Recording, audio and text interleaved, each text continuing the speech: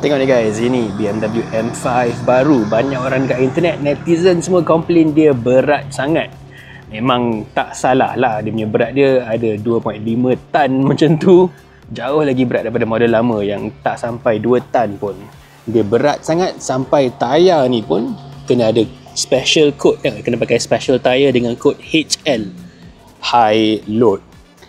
Tapi kan, aku boleh garanti orang yang komplain pasal kereta ni berat sangat, 100% semua belum pernah bawa lagi kereta ni.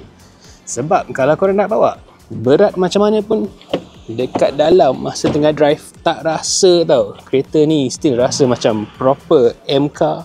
Dia punya handling dia memang sedap. Engine dia pun kalau tekan penuh, tekan 2-3 saat, dia punya speed dah jadi 200 dah lebih. Memang gila lah performance kereta ni. And of course, dia M5.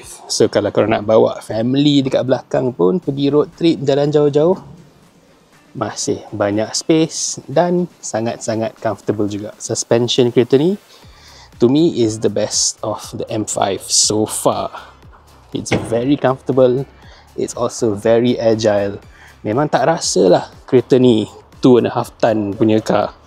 BMW punya ride and handling time ni superb, babe. Superb.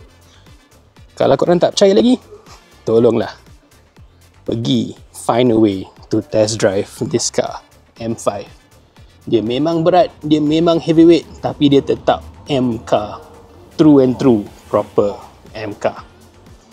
Okay guys, ciao.